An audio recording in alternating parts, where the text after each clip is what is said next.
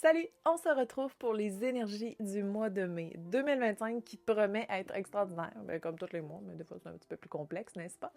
Donc, j'ai avec moi mon livret, en fait, que j'utilise religieusement depuis plus de 2 ans, qui est honeycomb.co. Je t'ai mis les liens juste en description ci-bas. Je l'utilise parce qu'en fait, tous les transits sont nommés mensuellement, même de tous les jours, on va se le dire. Donc, c'est super pratique, OK? Aucune affiliation ici. Alors, je vais me permettre de le regarder parce que naturellement, dans cette vidéo-ci, je vais te parler des 2 nouvelles lunes, quand même abrégées parce que je fais des vidéos à part de cette vidéo-ci pour ça. Et donc, je vais mettre le point de focus sur les autres énergies qu'il sera activé durant ce mois-ci. Tout d'abord, si tu n'es pas encore abonné, pense à t'abonner parce qu'il y a plein de belles vidéos qui vont arriver puis qui vont faire en sorte que ça va sincèrement t'aider dans ta vie, dans ta création de contenu en tant qu'entrepreneur ou non. Puis si tu ne me connais pas encore, moi je m'appelle Anna et je suis astrologue pour les entrepreneurs, mais j'aide aussi monsieur, madame, tout le monde. Je suis également une stratège business, donc j'implante les étoiles dans les entreprises. Alors, qu'est-ce qui va se passer au mois de mai? Sincèrement, ça va y aller.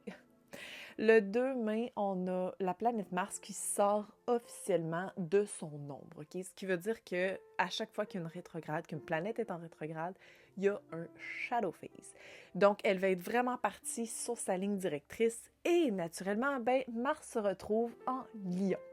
Donc, quand c'est en Lion, on a envie de jouer, on a envie d'avoir du plaisir, puis ça va être comme ça pour tout le mois de mai. Mars en Lion, c'est des actions qui sont dans la vitalité, légèrement un peu drama queen, mais qui fait en sorte de vraiment poser des actions qui sont vivantes, en focus de notre joie et de notre bonheur. Ensuite, le 4 mai, Pluton va commencer sa rétrograde. Ah boy! OK, Pluton, c'est la planète de la destruction, de la renaissance, du phoenix rising aussi, nommons-les tous, OK? Mais elle est là pour transformer les choses. Par contre, elle démarre par une destruction. Lorsqu'elle fait une rétrograde en Verseau, c'est qu'elle vient vraiment toucher en fait le concept de l'innovation. Donc là, ce qui va arriver, c'est que quand Pluton rétrograde en Verseau, c'est que ça amène un côté collectif qui va devoir changer. OK? Déjà, c'est pas le top là, dans le monde, il y a plein de choses qui se passent, mais c'est ce qui va se passer pour les 20 prochaines années de toute façon. Pluton, sa job, c'est de replacer le collectif, OK? Notre façon de contribuer et de faire les choses.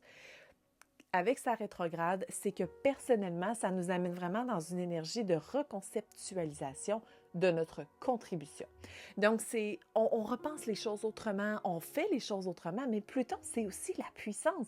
C'est la puissance, en fait, d'apporter ce côté-là tellement précis de contribuer autrement, OK? Et elle commence sa rétrograde le 4 mai et elle terminera dans quelques mois. On s'en fout un peu des dates pour l'instant. Je reviendrai plus tard avec ça, OK? Le soleil sera situé jusqu'au 20 mai en taureau. Donc, naturellement, c'est une énergie d'ancrage, de pleine conscience. On va vivre une nouvelle lune, une pleine lune, toute scindée durant son cycle de la saison du taureau. Sauf que, naturellement, dans ce cas-ci, quand le soleil se situe là-dedans, on revoit les finances, on revoit les valeurs, on revoit les concepts, en fait, de l'estime de soi aussi. Et ça passe par la confiance en soi et vraiment de revenir dans ses propres racines, puis vraiment d'observer, en fait, est-ce que c'est sincèrement là où je veux aller? Est-ce que ça fait partie de mes valeurs? Est-ce que ça fait partie de moi? À partir du 20 mai, là, on change la donne un petit peu. Le soleil s'en va en Gémeaux. Donc, dans ce cas-ci, on va être plus axé sur les communications, les perceptions autour de soi et de tout ce qu'on doit connecter dans notre vie. Parce que la job du Gémeaux, c'est pas juste de communiquer, en général, c'est pas juste de parler. Sa job, c'est aussi de nous amener dans une énergie de connexion. Quelle sphère de notre vie doit être connectée parce que ça ne le fait pas en ce moment. Donc, c'est vraiment important d'aller observer et de moduler, en fait, tous ces concepts-là. Okay? À partir du 10 mai, Mercure va faire la transition entre l'énergie du Bélier et du Taureau. Donc, dans ce cas-ci, on a eu la rétrograde dans les mois passés, mais ça reste que partir d'une énergie qui est dans la vitalité, c'est notre mental aussi qui est vraiment overstimulé. Puis là, on s'en va dans une énergie de lenteur, de pratique, d'analyse, mais pas comme la Vierge, vraiment dans l'analyse très profonde de ce qui va venir nous ancrer. C'est très conscient comme énergie aussi. La pleine conscience est hyper importante, puis il ne faut pas la négliger dans ce cas-ci. Okay? Je pense que ça peut amener aussi une façon très positive, en fait, de créer ce qu'on doit créer consciemment, plus lentement, mais dites-vous une chose, que ça va être vraiment plus prospère à travers le temps. Ensuite, à partir du 25 mai, elle va s'en aller en Gémeaux. Donc, Mercure va jumper dans l'énergie du Gémeaux. Déjà que le Soleil va venir tout juste d'être en Gémeaux, ça va amener un effet là, incroyable de vraiment penser, mais ça va vite. On a une vivacité d'esprit qui va être incroyable et les idées vont venir de partout. Ce qu'il faut faire attention, c'est que Jupiter est quand même en Gémeaux aussi en ce moment et il faut faire attention à la dispersion. Donc, c'est ce que je peux te conseiller. Communique, interagis, connecte ce qui est à connecter avec beaucoup de conviction, mais attention à ne pas te disperser puis pense un peu avant de parler parce que clairement, on peut rentrer dans le tas. Le 12 mai, on va avoir une pleine lune, OK, qui va se retrouver en Scorpion à 22 degrés. Et dans ce cas-ci, pour l'heure du Québec, c'est 12h55 et en Europe, ça va être, bien naturellement, 6h55 du soir. Dans ce cas-ci, c'est une pleine lune de transformation. Déjà là, on observe les choses, on a pris conscience de ce qui ne fonctionnait peut-être pas, de nos valeurs plus profondément. On a peut-être des prises de décision financières à avoir. Bref, le concept il est là. Avec une pleine lune en Scorpion, c'est que le soleil nous montre l'évidence de ce qui doit être transformé, OK? Donc, ça vient important à observer parce que ça nous amène dans nos ombres, puis c'est pas nécessairement tout ce qu'on veut. Bref, abonne-toi parce que je vais en parler dans à peu près 2 semaines pour que vraiment tu puisses intégrer tous les aspects qu'elle porte, cette pleine lune-là. Le 18 mai, c'est une journée étoilée non négligeable. En fait, Jupiter en Gémeaux va faire un carré avec le nœud lunaire en Poisson. 2 énergies mutables, ça va y aller dans les énergies, dans le ciel, OK? Parce que Jupiter, déjà là, comme je parlais plus tôt dans la vidéo, c'est que il faut faire attention à la dispersion.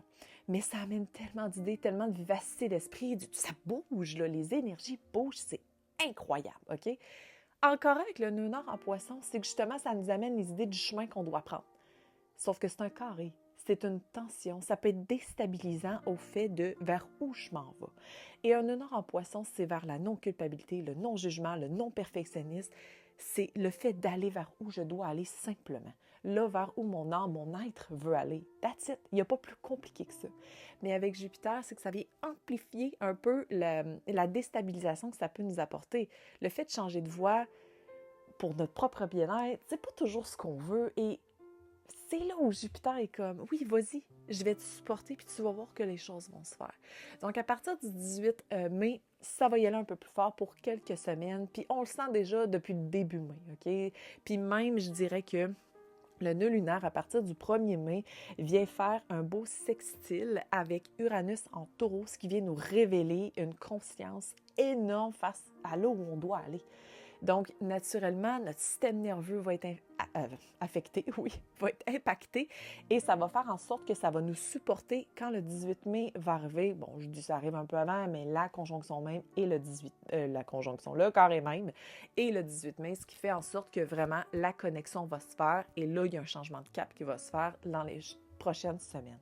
Ça peut être minime, ça peut être gros, c'est très personnel en fait, ce qui peut se passer à travers ça. Mais c'est tellement intuitif puis tellement connecté avec nos idées, nos pensées, puis de ce qui doit être connecté, comme je disais tantôt.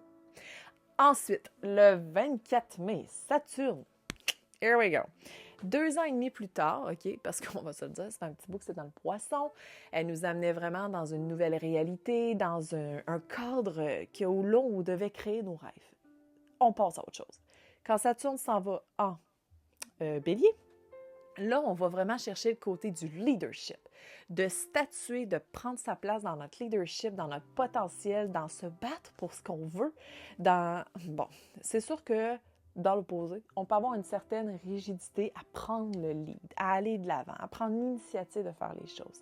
Mais Saturne est là justement pour nous enseigner l'audace, nous enseigner l'initiative.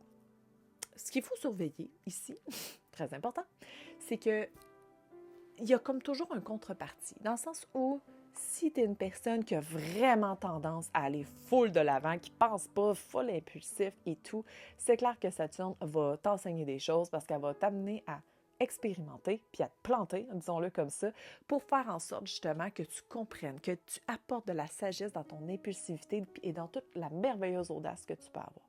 Tous ceux qui font de l'anxiété de performance ici, là, ça va y aller, OK? Saturne, elle va vous enseigner que c'est pas nécessairement la bonne chose puis qu'il faut aller créer l'équilibre entre le côté professionnel et personnel et même vos côtés émotifs et physiques.